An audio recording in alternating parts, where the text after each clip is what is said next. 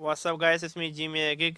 So here the Xiaomi Mi Mix 3 5G. So if you want to turn on it, do not disturb.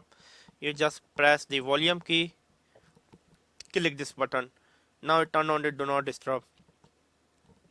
Yes, you can see silent, or you can put a D and D.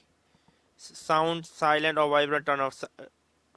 It's up to you. Personally, I do like this. But if you can go to setting, and then okay, where this called do not disturb.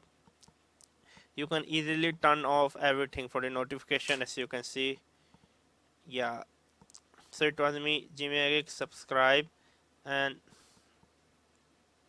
bye.